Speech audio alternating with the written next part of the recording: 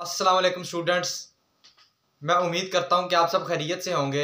सबसे पहले हदीस मुबारक हज़रत अबू सईद रज़ी अल्लाह ताला अन्हा से रिवायत है कि हुज़ूर पाक सल्लल्लाहु अलैहि वसल्लम ने इरशाद फरमाया कि सच्चे और दयानतदार ताजिर का हिसाब यानी हशर में हिसाब नबियों, सादिकों और शहीदों के साथ होगा। तो इसके बाद हम आज का लेक्चर शुरू करते हैं, जिसमें हम डिस्कस करेंगे डिस्प्लेसमेंट टाइम ग्राफ और उसका हम क्या करेंगे, इंट्रो देखेंगे। तो आइए बगैर वक्त जाए कि आज का लेक्चर शुरू करते हैं। जिस तरह के आपको नजर आ रहा है डेफिनेशन, वो कहता है how displacement of moving object change with time. इसके लिए शर्त क्या है कि आप लोगों के पास जो ऑब्जेक्ट है वो क्या होना चाहिए, मूविंग होना चाहिए। जब हमारे पास क्या होगा, हमारे पास क्या मूविंग ऑब्जेक्ट होगा, तो उसकी हमारे पास क्या आएगी, उसकी हमारे पास स्लोप आएगी। अगर हमारे पास क्या है, ऑब्जेक्ट जो है वो हमारे पास क्या हो, रेस्ट पे हो, तो वो हमें क्या करता है, नो स्लोप।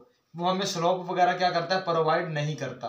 तो इसके लिए किसी भी डिस्प्लेसमेंट या डिस्टेंस टाइम ग्राफ का स्लोप वगैरह निकालने के लिए हमें क्या होना चाहिए, हमारे पास जो ऑब्जेक्ट है वो मूविंग होना चाहिए, पहली बात।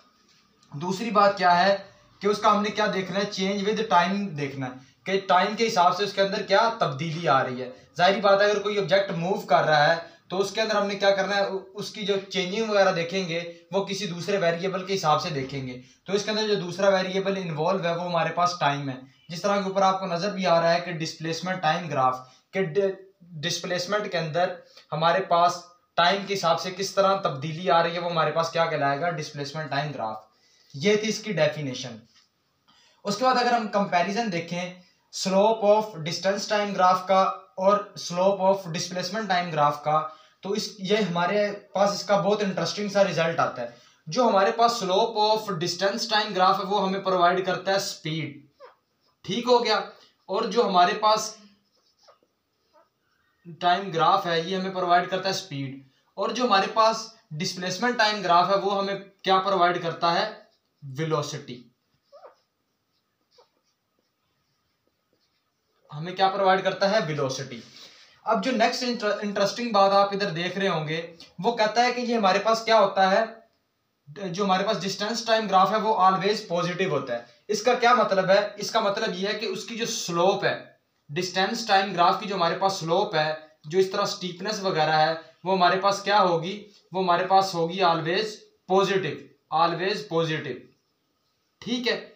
अब इस ऑलवेज पॉजिटिव की वजह क्या है, आप लोगों को पता है कि जो हमारे पास स्पीड होती है या हमारे पास जो डिस्टेंस है वो हमारे पास क्या है, एक नॉन डायरेक्शनल क्वांटिटी है, ठीक हो गया। जब ये हमारे पास एक नॉन डायरेक्शनल क्वांटिटी है, अगर हमारे पास नेगेटिव आता है, मिसाल के तौर पे अगर हम कहते हैं कि इसका जो स्लोप है वो हमारे पास नेगेटिव है, मिसाल के तौर पे हम कहते हैं इसका स्लोप जो है नेगेटिव है, तो नेगेटिव कब आता है, जब हमारे पास डायरेक्शन हो। नेगेटिव कब आएगा, जब हमारे पास क्या हो, डायरेक्शन हो। लेकिन डिस्टेंस या स्पीड के अंदर हमारे पास डायरेक्शन तो होती नहीं है। जब हमारे पास डायरेक्शन है ही नहीं तो किसका क्या मतलब है कि हमारे पास इसका स्लोप जो है वो नेगेटिव हो ही नहीं सकता, ठीक हो गया। इसीलिए इसका स्लोप हमेशा क्या होगा, ऑलवेज पॉजिटिव होगा, ठीक हो गया। ये समझने का पॉइंट था। इसका पॉजिटिव, नेगेटिव और जीरो तीनों होंगे, वो कैसे होंगे उसको आगे हम फर्दर डिस्कस करते हैं। ये मुझे उम्मीद है आपको पॉइंट समझ आ गया होगा कि जो इसका वो ऑलवेज पॉजिटिव क्यों होगा, ठीक हो गया। और इसका जो स्लोप है वो हमें देता है स्पीड, और जो डिस्प्लेसमेंट टाइम ग्राफ का स्लोप है वो हमें क्या देता है, वेलोसिटी प्रोवाइड करता है। अगर इसके साथ फीचर्स की बात करें तो हमें वो बताता है कि slope of graph equal velocity of object, कि वो कहता है जो हमारे पास स्लोप ऑफ ग्राफ है ना, जो हम उसकी क्या ले रहे हैं, स्टीपनेस ले रहे हैं, वो हमारे पास क्या होती है, वो हमें क्या प्रोवाइड करती है, वो उस वेलोसिटी को दिखा रही होती है। मिसाल के तौर पे अगर ये हमारे पास एक ग्राफ है, इसमें हम कहते हैं ये हमारे पास स्लोप है, ठीक हो गया। तो ये जो स्लोप है ये हमें क्या प्रोवाइड कर रही है, ये स्लोप हमें प्रोवाइड कर रही है उसकी वेलोसिटी। ये हमें क्या दिखा रही है कि उस ऑब्जेक्ट की वेलोसिटी हमारे पास क्या है, वो जो चीज मूव कर रही है उसकी वेलोसिटी हमारे पास क्या है, वो स्लोप उस चीज को दिखाता है। अच्छा, घंटा हो गया हम स्लोप कर रहे हैं। अब ये देखते हैं कि स्लोप हमारे पास है क्या। काफी बच्चों को पता भी होगा, लेकिन जिनको नहीं पता वो एक बार देख ले। स्लोप हमारे पास क्या होती है, इसका ये फार्मूला हम लोग लिखते हैं। अगर इसकी डेफिनेशन की बात करें तो ये हमारे पास क्या करती है, स्टीपनेस को स्टीपनेस को मेजर करती है। स्टीपनेस हमारे पास क्या है, किसी भी चीज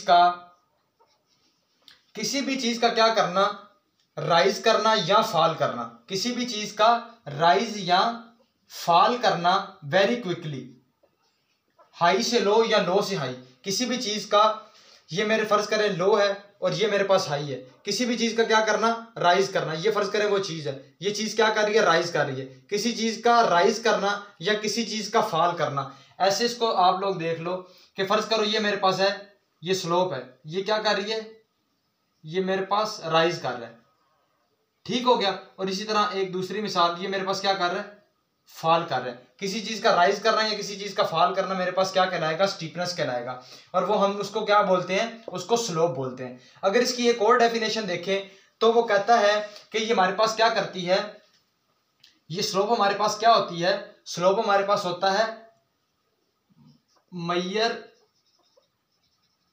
line of inclination, major line of inclination relative to horizontal। इस बात का क्या मतलब है, इंक्लिनेशन का मतलब होता है झुकाव, ठीक है। इस बात का मतलब ये है कि हमारे पास अगर एक कोई लाइन है तो वो एक्स एक्सिस से कितना दूर है या कितना नजदीक है, इस चीज को मेजर करने के अमल को हम लोग क्या बोलते हैं, स्लोप बोलते हैं, ठीक है। उसको न्यूमेरिकल मेजर करने को इसको न्यूमेरिकल मेजर करते हैं, इसको न्यूमेरिकल मेजर करने के अमल को हम लोग क्या बोलते हैं, स्लोप बोलते हैं, ठीक हो गया। उसके बाद अगर इसकी टाइप्स देखी जाए स्लोप की, तो स्लोप की हमारे पास 4 टाइप्स होती हैं। स्लोप हमारे पास क्या होता है, पॉजिटिव भी होता है, नेगेटिव भी होता है, जीरो भी होता है और अनडिफाइंड भी होता है, ठीक है। इधर हम लोग डिस्कस करेंगे पॉजिटिव, नेगेटिव और जीरो। और ये जो अनडिफाइंड है, ये मैं आपको इन तीनों को डिस्कस करने से पहले अनडिफाइंड बता दूं। अनडिफाइंड स्लोप आप लोगों के पास क्या होता है कि अगर आप लोगों के पास एक वर्टिकल लाइन है, अगर एक आप लोगों के पास सीधी लाइन है, तो उसका जो स्लोप है वो आप लोगों के पास क्या होगा, अनडिफाइंड होगा। उसका स्लोप आपके पास अनडिफाइंड कैसे होगा, क्योंकि आप लोगों को मैंने पीछे बताया कि स्लोप हमारे पास क्या होता है कि जो हॉरिजॉन्टल लाइन से आप लोगों का फासला है, ये झुकाव है हॉरिजॉन्टल लाइन से इस लाइन का जो झुकाव है वो आप लोगों को क्या प्रोवाइड करता है, स्लोप प्रोवाइड करता है। लेकिन अगर कोई चीज हमारे पास हॉरिजॉन्टल की डायरेक्शन के अंदर आ ही नहीं रही, वो चीज ही बिल्कुल सीधी है, तो हॉरिजॉन्टल में तो वो कुछ इंक्लिनेशन होगा ही नहीं। जब हॉरिजॉन्टल डायरेक्शन में कुछ इंक्लिनेशन नहीं होगा तो स्लोप हमारे पास क्या हो जाएगा, अनडिफाइंड हो जाएगा, स्लोप हमारे पास कुछ होगा ही नहीं, ठीक है। अच्छा, जो इसके बाद हमारे पास दूसरा पॉइंट आता है, वो कहता है पॉजिटिव स्लोप क्या होगा, mean travelling forward. Positive slope आप लोगों के पास कब आएगा, जब आप लोगों के पास क्या हो, जो आप लोगों के पास ऑब्जेक्ट है वो मूव कर रहा हो आप लोगों के पास टूवर्ड्स रेफरेंस या स्टार्टिंग पॉइंट, जिधर से उसने मोशन शुरू किया, अगर ऑब्जेक्ट क्या करे, स्टार्टिंग अवे, अगर ऑब्जेक्ट जो है वो क्या कर रहा है, अवे जा रहा है, रेफरेंस या स्टार्टिंग पॉइंट से दूर जा रहा है, तो आप लोग उसको क्या बोलोगे, आप लोग कहोगे स्लोप वो क्या है आप लोगों के पास, पॉजिटिव है। उसके बरक्स इसके ऑपोजिट डायरेक्शन में अगर जो ऑब्जेक्ट है वो मूव करना शुरू कर दे टूवर्ड्स रेफरेंस या स्टार्टिंग पॉइंट, तो उसको आप लोग क्या बोलोगे, आप लोग उसको बोलोगे नेगेटिव स्लोप। और इसको आप लोग क्या बोलोगे, रिवर्स मोशन या रिवर्स एक्शन, ठीक है। मतलब क्या हो गया, वो आप लोगों के पास चीज ही रिवर्स हो गई, आगे मूव करने की बजाय इसमें ऐसे मूव कर रहे हैं, तो इसमें फर्क अगर रेफरेंस पॉइंट ये है तो ऑब्जेक्ट इस तरह रेफरेंस पॉइंट की तरफ मूव करना शुरू कर देगा। जीरो स्लोप, वो कहता है अगर बॉडी आप लोगों के पास रेस्ट पे है तो आप लोगों के पास क्या होगा, स्लोप वो क्या है, जीरो होगा। मिसाल के तौर पे अगर आप लोगों के पास जो वेलोसिटी है वो जीरो हो जाए, या जो स्पीड है वो आप लोगों के पास क्या हो, जीरो हो, मतलब ऑब्जेक्ट अपनी जगह पे खड़ा रहे, हिले ही ना, रेस्ट पे हो, तो वो आप लोगों के पास क्या होगा, जीरो स्लोप होगा। अच्छा, वो कहता है कर्व्ड स्लोप। अब नेक्स्ट बारी आती है कर्व्ड स्लोप की। कर्व्ड स्लोप आप लोगों के पास कब होगा, जब मिसाल के तौर पे फर्ज करें आपका ऑब्जेक्ट राइट जानी मूव कर रहा है, ऑब्जेक्ट मूव करते करते क्या करे, आप लोगों के पास ऑब्जेक्ट मुख्तलिफ किस्म की यानी नॉन लीनियर मोशन करे। कि फर्ज करे पहले 12 किलोमीटर का फासला तय किया, फिर 7 किलोमीटर का, फिर 12 का, फिर 9 का, मतलब मुख्तलिफ किस्म के फासले तय करे, नॉन लीनियर रिलेशन हो, टी और डिस्प्लेसमेंट के दरमियान आप लोगों के पास नॉन लीनियर रिलेशनशिप हो। मतलब इसमें क्या हो कि ऑब्जेक्ट की कहीं पे वेलोसिटी क्या कर रही हो, इंक्रीज कर रही हो, और कहीं पे वेलोसिटी क्या कर रही हो, डिक्रीज कर रही हो। यानी कहीं पे ऑब्जेक्ट को क्या है वो एक्सेलरेट कर रहा हो और कहीं पे डिसेलरेट कर रहा हो, तो इस केस में आप लोगों के पास क्या आ जाएगी, स्लोप है वो आप लोगों के पास कर्व स्लोप आ जाएगी। ठीक हो गया, उम्मीद है यहाँ तक समझ आ गई होगी। अगर ग्राफिकल इंटरप्रिटेशन की बात करें तो सबसे पहला पॉइंट है वो कहता है जीरो वेलोसिटी। जीरो वेलोसिटी का क्या मतलब है कि वो कहता है अगर टाइम गुजरने के साथ साथ आप लोगों के पास डिस्प्लेसमेंट के अंदर कोई चेंज आए ही ना। ठीक हो गया, मतलब आप लोगों के पास डिस्प्लेसमेंट सेम रहे, बॉडी क्या है रेस्ट में, जाहिर बात है अगर बॉडी रेस्ट में तो उसके अंदर कोई चेंज वगैरह नहीं आएगा। जब उसके अंदर कोई चेंज ही नहीं आएगा तो आप लोगों के पास क्या आएगा, जीरो स्लोप की जीरो स्लोप ये आ जाएगा। ये लाइन किसको शो करती है, जीरो स्लोप को। इधर जो है वो एक्स हम किसको शो कर रहा है, डिस्प्लेसमेंट इन मीटर जो हमने एक्स एक्सिस पे ली, टी जो टाइम इन सेकंड है वो हमने एक्स एक्सिस पे लिया, डिस्प्लेसमेंट वाई एक्सिस पे ली, और जो आप लोगों के पास ये ओ है ये आप लोगों के पास एक रेफरेंस पॉइंट है। जब आप लोगों के पास जीरो वेलोसिटी है, बॉडी कोई मोशन वगैरह नहीं कर रही, तो आप लोगों के पास जो स्लोप है वो एक स्ट्रेट लाइन आएगी। ठीक है, उसके बाद अगर कहते हैं आप लोगों के पास जो वेलोसिटी है वो यूनिफॉर्म है और क्या हो रहा है उसके अंदर लीनियर चेंज आ रहा है। अब लीनियर चेंज आप लोगों के पास क्या होता है, लीनियर चेंज आप लोगों के पास ये है कि अगर आप लोगों के पास दो वेरिएबल है, एक वेरिएबल इंक्रीज या डिक्रीज कर रहा है टी एस टाइम, तो जो दूसरा वेरिएबल है वो भी इंक्रीज या डिक्रीज करे टी एस टाइम। ठीक है, बात अगर आप इसको सिंपल वर्ड में देखो तो सिंपल वर्ड्स में बात करने का मकसद ये है कि अगर एक वेरिएबल 2 टाइम्स इंक्रीज कर रहा है, एक वेरिएबल 2 टाइम इंक्रीज कर रहा है, दूसरा वेरिएबल भी 2 टाइम्स क्या करे, इंक्रीज कर जाए, मतलब दोनों में एक जैसा चेंज आ रहा हो, तो आप लोग उसको क्या बोलोगे, उसके अंदर वो लीनियरली वो चीज क्या कर रही है, इंक्रीज कर रही है।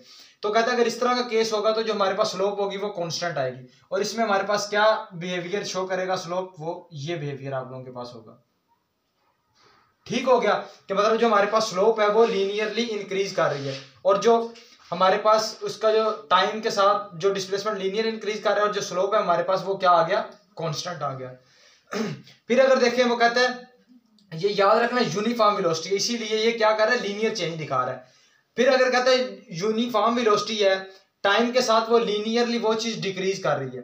ठीक है, मतलब उसके अंदर लीनियर चेंज आ रहा है, तो हमारे पास क्या होगा, इस केस में हमारे पास जो इसका ग्राफ आएगा या जिसकी सॉरी स्लोप आएगी वो ये इस तरह होगा, एक स्ट्रेट लाइन। ठीक हो गया, अब इसमें वो क्या बता रहा है, इसमें वो ये बता रहा है कि वो कहता है फर्ज करो आपने यहां से मोशन शुरू किया और इस पॉइंट पे आप लोग, ये आप लोगों का रेफरेंस पॉइंट था और ये आप लोगों के पास मिसाल के तौर पे फाइनल पॉइंट था, आप यहां पे पहुंचे।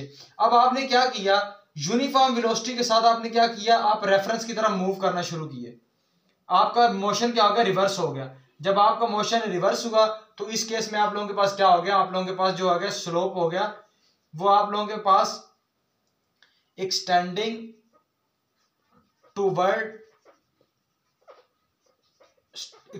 टूवर्ड ओरिजिन, और क्या हो गया आप लोगों का स्लोप जो है वो उसने क्या बिहेवियर शो करना शुरू किया, आएगा इसमें भी लीनियर चेंज, लेकिन लीनियर चेंज किस हिसाब से होगा कि वो चीज नेगेटिव मूव करना शुरू करेगी या रेफरेंस की तरफ मूव करना शुरू कर देगी। आखिर जो आपके पास आता है वो आता है वेरिएबल वेलोसिटी।